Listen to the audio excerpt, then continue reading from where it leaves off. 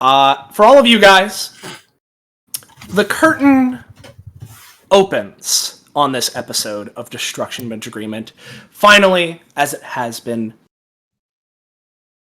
And this time, we're not starting in the locker rooms or anything like that. We're starting in a place that is potentially familiar to some of you. It's been a bit since we've been here. However, let me go ahead. Bring us over to this map. This track. And let me know when everybody's in here. Oh no, I'm here. Poor Niles. Alright. Alright. Okay. Alright.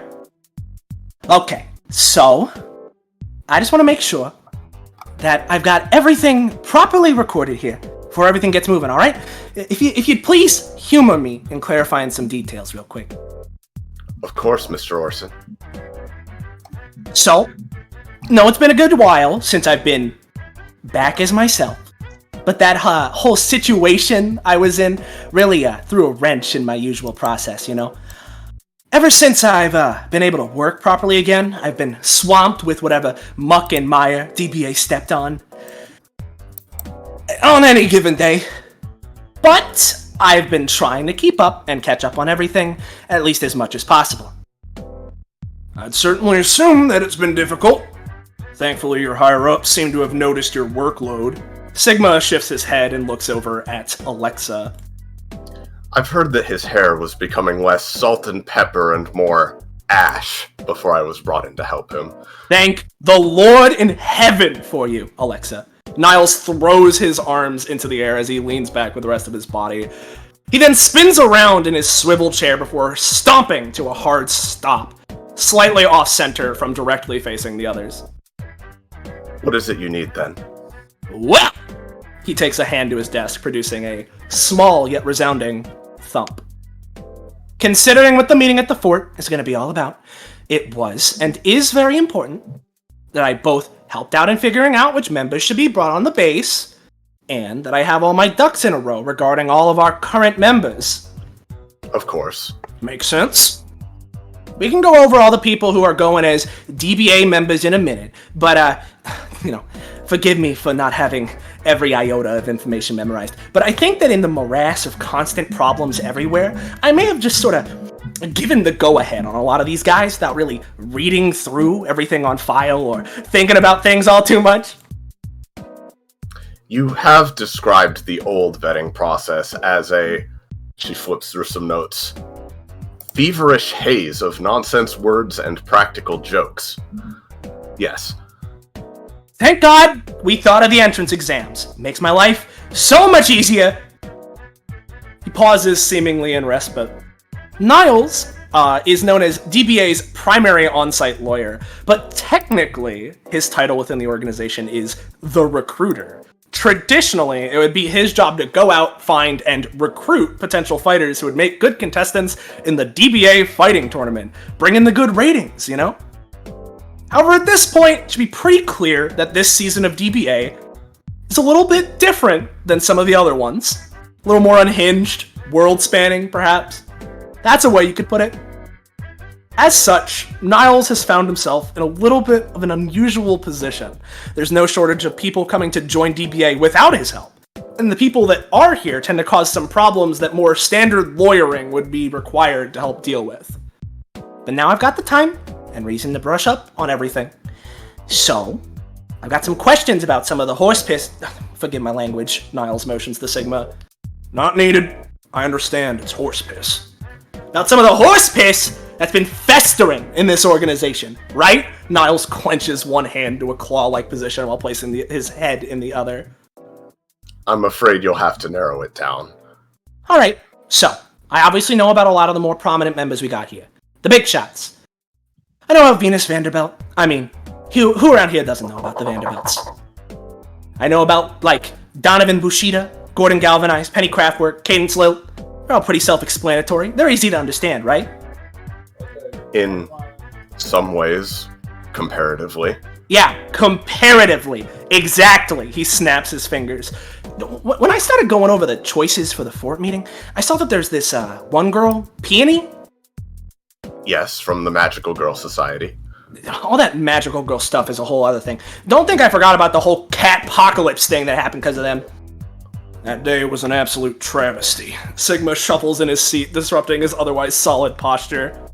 Alexa shivers. Anyways, I was reading a record, and it says that she's, quote, probably an animal spirit possessing a dead human's body? That's the current working theory. Some people think it was a starfish spirit specifically. The whole situation with that wasn't known when she first joined DBA, so you wouldn't have seen it if you were lucid when approving her application. Right. Fine. Okay. It's actually a fairly similar situation to what seems to have happened with Kitty, our virus hunter working in the DBA database. We can get back to all that DBA database stuff and the dubiously sentient AI that the Fenestra made there later, alright? If you wish. Because on the note of animal spirits, we've apparently had multiple animals that are counted as members here. There's a business ferret. She reportedly has a business degree. And a monkey named Big Kong. That's his code name. And neither of those two have been here in ages, but apparently B-controlled me thought they'd really rake in the views. Our audience likes funny animals. I'm sure they do, because there's more. He crunches his elbows against his desk. We've got a lizard a kobold who goes around eating rocks and getting away with it. There's a frog king, a king of the frogs who is also a frog himself. He's actually the king of the pond, and he says that he's a drog, not a frog, from the Shadow Realm. We're not talking about all the other dimensions right now. We're not talking about Right, sorry. No, it's fine, it's fine. Then there's the cat pirate, Swabbles, I think is his name. Swabbles, the Dread Pirate. He's got a whole bunch of other swabbies with him in the Lost and Found. We're not talking about other dimensions right now. Right, sorry. And again, talking about animal spirits, animals and spirits. Instead of a ghost animal possessing a human, we've also got a green dog possessed by a non-defined spirit. Buckscapic nowhere. From what I understand, Buckscape's epithet draws in spirits that likely guide him to act as he does. Oh, of course. I completely forgot the dog had an epithet. He slumps further into his desk, melting like a pile of sludge. Alexa leans in slightly. If you'd like an animal without an epithet, Mr. Orson, there's also Carousel, the crow with a gun. Mr. Orson? From what I remember, that crow was in a pretty recent episode. Isn't he part of a terrorist organization? Lemniscape, a terrorist organization led by the mathematics-obsessed Cinnabon. Sigma clenches his fist and narrows his eyes. Cinnabon, who is also a DBA member, correct? Cinnabon is also a DBA member, correct. So he's just been around here? I let that happen? There was an episode a while back where you had the Benchwarmers run a little entrance exam of their own for him as some of the other DBA members. The one where they fought a sentient bench that tried to eat them. You wanted to show concerned viewers how safe everything was at DBA after the alternate timeline oil thing. He slumps yet again. I really don't appreciate the fact that episode with the crow with a gun was all about breaking that terrorist out of jail. I can assure you that mission was not set up by DBA, Mr. Solstice.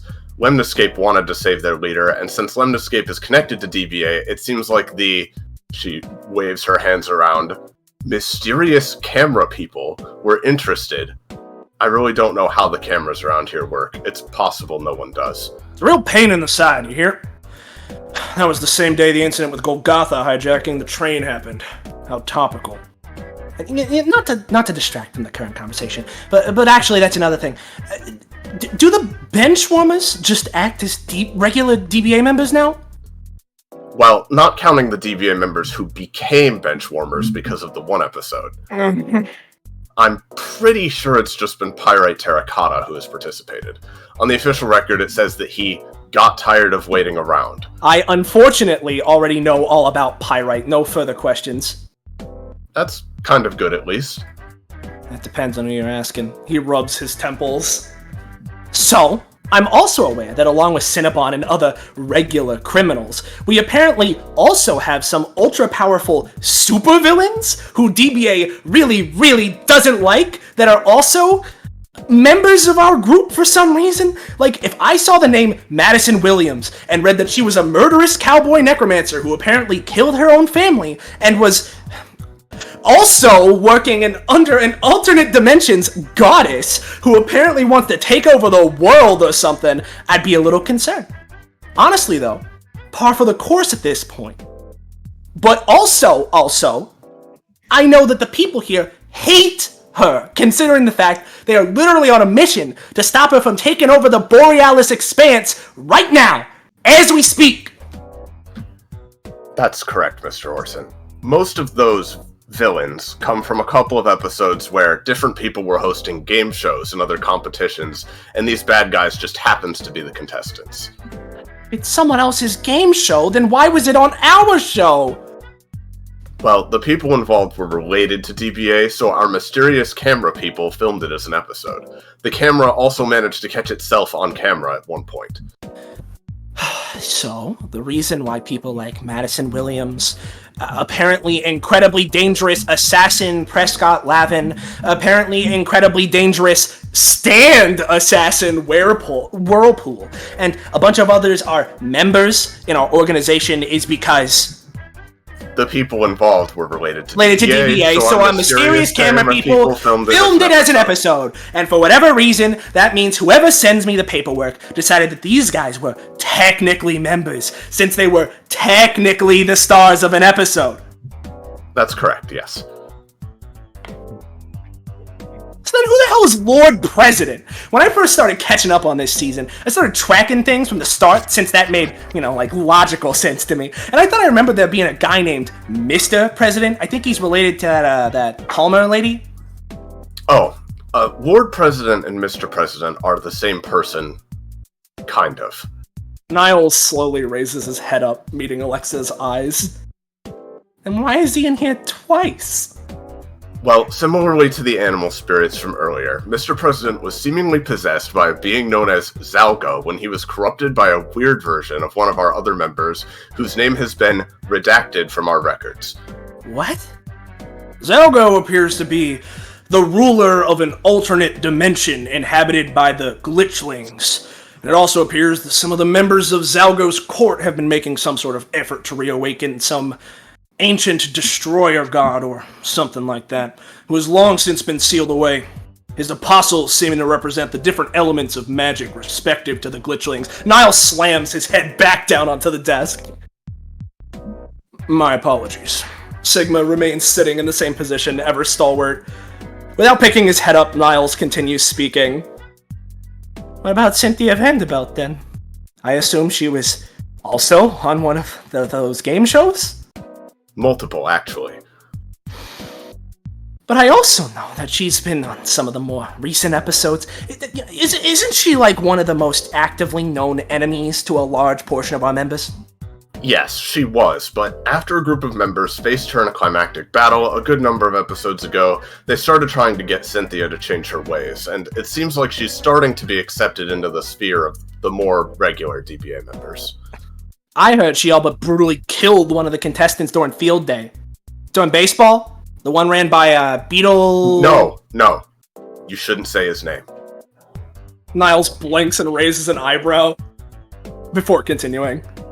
But yeah, she all but killed one of the contestants, like a squirrel girl. Ah yes, Ice Screamo. She is a dancing banana man who follows her at all times. Her name is Ice Screamo? Spelled E-I-S. Whatever, no, just whatever. If you're saying Cynthia's turning over a new leaf, good to hear. I'm genuinely happy for her. I really hope the rest of the Vanderbilts chill out too then. This is one thing I've actually directly heard about before. Enev's been, adopted by them now, right? Correct. God, that feels like a ticking time bomb. He scratches one of his arms.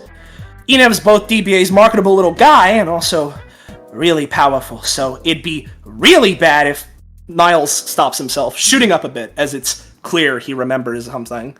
Actually, speaking of Enev, talking about the multiple presidents reminded me. Is there a reason that there's 2 Enevs on records? I know they're like an epithet guy of unknown origin, and also literally called the Mirror, but I feel like I would have been told if Enev cloned themselves or something, or was possessed by some big evil... Oh, no. Unlike Mr. President, there are actually 2 different Enevs. Niles looks dumbfounded. Why? Well, if the rumors are true, it seems like there's an alternate timeline. The sound of a nerve pinching can audibly be heard. Where it's kind of like ours, but darker. Both thematically and literally. I believe I've heard that there's something weird with the sun there. The second Enev is from there. What do you mean? What do you mean that just from there? Aren't you normally supposed to just stay in a timeline? One timeline? Enev isn't a time traveler. At least I don't think so. Any other members that are like this? Time travelers, duplicates of other members, or both? I don't know anymore. Well, there's another duplicate very similar to the other Enev. This one's a duplicate of Eleonora Felicity. Oh, finally! Another thing I understand. I'm pretty sure that's the one spider swordswoman, right? She's been around quite a lot. Oh, Eleonora isn't a spider. Mr. Orson? What do you mean she's not a spider? This is the main thing I know about her! It's something to do with, well, not her epithet, but another one that's effectively been grafted onto her in some way by her master. There's a lot of information that's been floating around. It apparently may have a connection to the situation that recently occurred with the monochrome castle that appeared in Daybreak. Didn't the vampire lord from there also sign up as a member? Yes. Lovely. Cool even. When it comes to time-traveling duplicates, there's also Queen Worthless. There's more? Well, there was that one time when the moon got angry at DBA after they blew her up multiple times. Her? And so she got dragged, so she dragged a group of members into space before transporting them back in time to 1995. They were put into a baseball stadium with Johnny Home Run, that guy that hired the Whirlpool girl you mentioned earlier. When Johnny Home Run eventually betrayed them, the members defeated him, obliterated his soul across time, and then jumped into a time portal to come home. But unfortunately, the child Queen Worthless from that day jumped in with them, so now she's stuck in the present. The moon was also arrested. Niles deflates like a whoopee cushion. There's also another duplicate. This is really still going, huh? Of Cadence, that easy-to-understand one you mentioned earlier. Except, well, this one is less a duplicate and more of a doppelganger. I know, Echo. You don't have to explain it. No. No? No, this one is a slime mimic. I believe her real name is Fall Guys? Foley? She went on our most recent Christmas adventure disguised as Cadence. By doing that, she managed to slip through without taking an exam, and since she went on DBA properly, she's registered as a member. Oh, well, that's just cheating. Yeah. How about that one Zin kid, then? I heard he was an exam, but had to leave early. Yes, we're still planning on having him finish an exam at some point, but because that first exam ended up being filmed, he technically is already a member in the same way. Then what about that really horrible one? Borgo McDonald? Yes, the literal pile of flesh that openly eats children? No. Oh, yes, he definitely eats children. No, he does. I just mean that he's not a member. He failed the exam. But he was there and filmed. If the logic sticks, he should be considered a member. No. Why not? Nobody likes Borgle? But they do, like all of the other horrible criminals and murderers that have been considered members for less? More than Borgle, yeah. Yep. Fair enough. You know what? Fair enough. Let's just stop talking about Borgle. Let's, how about we, Niles, scatterbrainedly grabs an errant form off of his desk, clearly not treating the slip of paper with any sort of care. How about this one, then? It says, this member is a sentient whole in reality. That's Shido. She's where the duplicates of Eneb and Eleonora came out of. All energy Niles had regained bubbles up in a swift frustration-induced raising of one of his legs before, drained of all of the energy in an instant, he limply reclines into his chair, slumping completely. I don't want to hear about that one anymore. Understood? Niles lazily reaches over to another form, looks at it and tosses it away. Nope. I already know about the kids who were dragged into the ghost zone or whatever. Didn't even have anything to do with DBA, but I guess they were in the city and things got interesting when the kid awoke to his psychic powers. He rubs his temples yet again. Thank you again for the help with that, Alexa. I had to work quintuple overtime to make sure we didn't get any lawsuits over that one. Of course, Mr. Orson. Niles grabs yet another form off the stack. His face remains unmoving while reading it. You know, I could get riled up over this one, but I'm going to choose not to. I'm simply refusing to. He pauses. Alexa, could you tell me, A, why there is a member of our fine organization named Shitty Little Gremlins, and B, why their name implies some form of plurality? Oh, yes. Those are the shitty little gremlins. This is because they're little gremlins and, according to most viewer polls, quantifiably shitty. And despite there being multiple of them, they're all considered to be one member? It's not just multiple, it's all of them. All of the shitty little gremlins are there. Well, actually, not all of them, most of them. Apparently that weird Grilch guy was one, but the rest of them are the one singular member. And honestly, at this point, I prefer that. I prefer that over having to account for every single one of the apparently many of these guys separately from each other. I'm glad, Mr. Orson.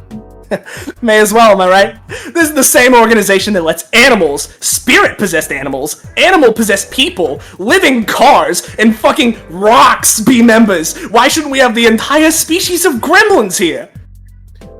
To be fair, Mr. Orson, we don't have any rocks that are members here. We have a caveman who likes rocks, and our one member, Binthia Bokeman, has a pet rock that was in an episode once. Whatever, okay, we don't have rocks. There's plenty of other things I know we do have. Like, apparently, a tree guy?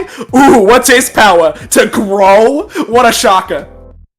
Yes, his power is... I know that's his power. That's what I just said. Because apparently, the only times we actually film the fighting tournaments as the big events here at this fighting tournament organization is when it's somebody else's fighting tournament. And that's when Tree Guy shows up. On that, why the hell do we count people who show up to other people's tournaments as our members? There's that one Crimson Pandemonium, and the one that Aaron No Me hosted on Jack Off Island to sell real estate or something, and because some guy named Miffle Ragbottoms or something showed up and pretended to be an ostrich, he gets to be on our records now, along with Giant Red Guy who did nothing but jump around, and Niles has been rifling through forms for a mile a minute, abruptly stops. Oh, I see. And apparently along with, and I quote, the devil? Like from Bible? That's his code name. Well, call me Kids Next Door, because I'm sick of code names! I'm sorry. I thought it was like the real devil for a second there, because honestly, would that be so out of left field at this point? I personally have met demons before. There's that Blackberry girl, right? She's real nice. When we had that big party after Yatana was killed, I was invited down to her house in gay hell. The hell that is gay, apparently. And you know what? It was real nice. I got to relax. I'm not a religious guy. I didn't believe in hell before then, but you know what? Demons don't seem so bad. Except, just kidding, sorry again, I've just been informed by the document search function that apparently there are a bunch of other demons that are evil and do want to kill people. This isn't even counting the underworld or whatever, which I guess exists. Angels too! Can't forget about our angel who ate the evil rat cheese! And then there's also something called a void demon, and I don't know if they're different in any way or something, or... If you'll allow me, Mr. Orson, I can explain. Alexa clears her throat. At first, our primary showcase of hell came in the form of the demons that Lil and Yanara had formed contracts with via her epithet. Her demons came from Inferno, otherwise popularized by various media as Dante's Inferno. You'll remember him from the Devil May Cry series, and seem relatively ambivalent towards humans unless their duties to punish sinners are disrupted in some form, though of course there are probably exceptions. Then we encountered the Demon Sisters, a family of devils who are incarnations of those sins. But these sisters, we found, are actually from a different hell that has come to be known as Crimson Hell. This one is like the first hell, but with more blood. It also seems to actively incentivize its demons to accumulate enough power and influence to manifest themselves in our world once again, which is likely the source of many of the less fortunate demonic encounters that you mentioned. The Demon Sisters have had various encounters with DBA, the most notable of which is Kai Hayashi, a half-demon who lives on Earth and seeks to break the mold set by the rest of her family, and works as a hunter of demons who would do harm to our world. She's currently dating the manager of our arcade. This, of course, brings us to Alfie Bulldog, Kai's uncle, who was the very first DBA contestant for this season. He fell asleep in the locker room once. Alexa shuffles a few papers. Now, here's where things get slightly complicated. You see, none of this should be confused with Gay Hell, which is a name the demons that live there seem to have given it as a joke. This is a rare example of another world that did not initially make contact with ours, but the opposite. A large group of humans managed to breach its boundary and begin exploiting its energy and resources for profit, until the demons there overthrew them and fundamentally altered that energy source, shifting the nature of the world dramatically and causing it to become a different type of afterlife. Now, the subject of which worlds constitute afterlives brings us to the underworld you mentioned. The underworld serves as a purgatorial space that our souls are guided to after death by the Grim Reapers. You'll remember them from the recent Undead Apocalypse. The Reapers serve as arbiters of death, and using the river Styx that connects various planes together, choose the final resting place of our mortal souls based on a system of cosmic judgment that my department hasn't yet acquired the details of. Regardless, you can think of the underworld as a sort of neutral alignment, as opposed to the other planes we've mentioned that have their own nature based on other factors. And yes, heaven is also real as far as we know, but the existence of God remains ambiguous due to conflicting sources of information. I'm sure you remember our episode 50 extravaganza. She pauses briefly before continuing. And lastly, the Void Demons. Their moniker is somewhat misleading, as rather than being demons in any context we've been discussing so far, they are instead artificial creations of a higher being known as the Oracle, who was destroyed by Jira, the entity possessing Lyriala Glint, the moth sorceress who helped in Monochrome Castle, but she was no longer possessed at that time. The Oracle placed the primal essences of various concepts in the form of liquefied abyss chemicals into living vessels, which in layman's terms essentially means that the Void Demons are immortal parasites who take residence in living hosts who they are compatible with. There are only a few of them that we know of, and so far only a few of them seem to be actively hostile, so no one has really done anything about it, including the manager of our arcade, who is a demon hunter like Kai, incidentally. All of this to say, the cosmos is very strange, and I'm sure there are far more details known by various governments and large organizations that we don't currently have access to until an episode happens that makes it relevant to this discussion. So, to summarize, the Void Demons are artificial creations, Lilin summons creatures from Inferno, Kai is from Crimson Hell, and Blackberry Cinnamon Twist, who you mentioned, is a demon from Gay Hell, the nice one. There's a long pause. The silence pierces the air, and it's palpable. If you want to be technical, Blackberry's not a traditional Gay Hell demon. She's actually a corrupted fragment of the Rainbow Heart that lies in the center of Gay Hell, that used to be a massive black hole serving as the core of the universe, and Niles lets out a guttural yell as he sweeps his arms across his desk, setting all of the papers flying in every which direction. After another moment of tangible silence, as the papers start slowly falling to the ground, a single form lands on his head, obscuring his face. Oh, this is a polite-seeming boy. Griffith Edwards? That's nice. Oh, Griffith Edwards? He's a nice boy, yes.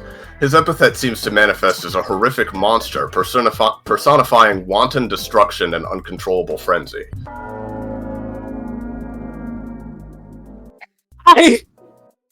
But before this continues any further, there is suddenly a knocking at the door. But before even then, anyone can attempt to go and answer the door. It opens on its own. Let me grab this. Hey, Niles! Military lady's here! Pyrite jerks a thumb pointing behind him directly at the aforementioned military lady. Commander Delta Citadel. As I will go ahead. Reveal this. Grab this. And grab her. As, she walks in, her footsteps solid and uniform, as she makes her way over to the trio.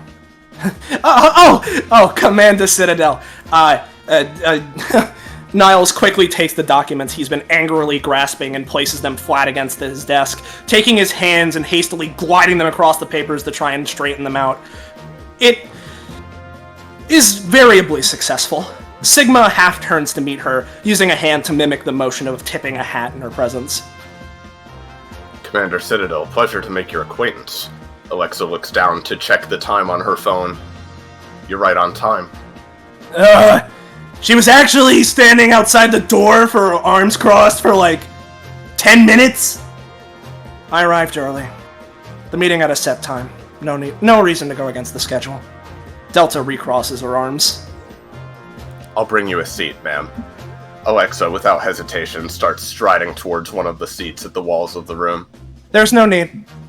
I don't imagine this will take very long. And I'd rather stand. Alexa stops, nods to Delta, and then calmly makes her way back to her seat. I, hope you made it here without any issues? None. This is my first time I've been to the main DBA building in person. It's a strange place, but I was able to find my way down here with the help of some of the staff. Glad to hear it went smoothly. Delta nods. Your name is Niles Orson, correct? Oh, right, yes, that's me. Sorry for not properly introducing myself earlier. This is my intern, Alexa. Niles motions to Alexa. Again, a pleasure to meet you. And I'm sure our good mayor doesn't need any introduction? It's proper to give one anyway. Sigma Solstice. He extends a hand to shake, which Delta quickly meets. Commander Delta Citadel. They finish their handshake, and Delta turns her gaze back over to Niles. Have you finished on deciding the roster for the meeting? I was right in the middle of wrapping that up as you came in. Just needed to double-check some things. Did you want to see the current list? That would be helpful. But that can wait until we're finished with everything else. Understood. There's a moment of pause, but suddenly shattering that piece. So, what's this whole meeting thing anyway? You're going to a military base or something? Pyrite. I've already told you about this. Well, guess you must have been really boring or something, because I sure don't remember you telling me anything. Mr. Terracotta, can this please wait until after the meeting? This is very important, and... Actually, Delta holds up a hand. I may as well explain the plan again. I'm sure the rest of you remember the basic details, but the situation is always updating, so we may as well go over it. Sure.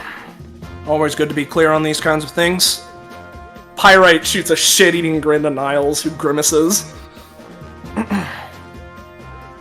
As everything stands, this meeting is currently in regards to the proposed alliance between the United States, Daybreak Bay, Destruction Match Agreement, and other related parties. Delta crosses her arms yet again.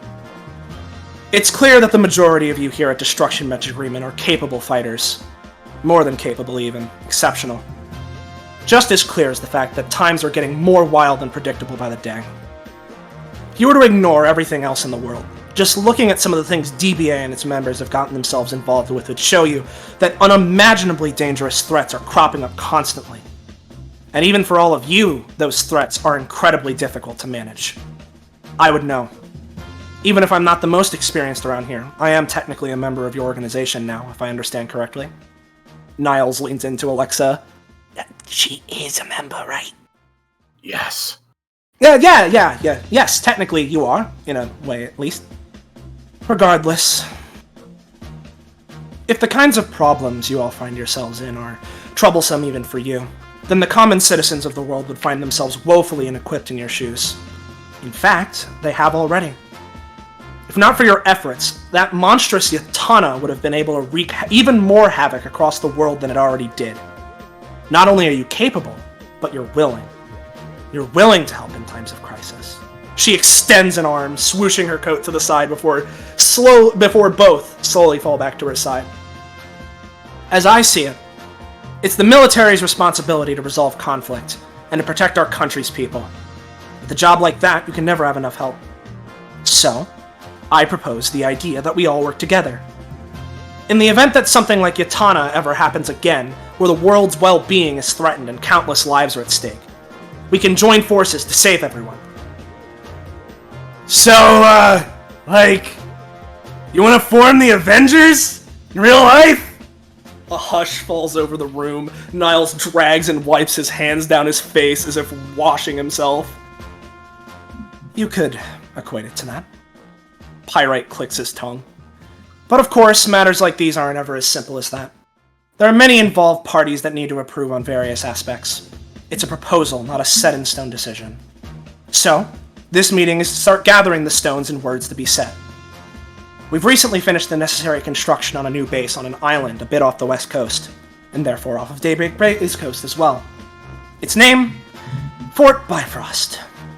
Theoretically, if all goes smoothly, it can be used as a base of operations whenever our alliance would be needed to organize.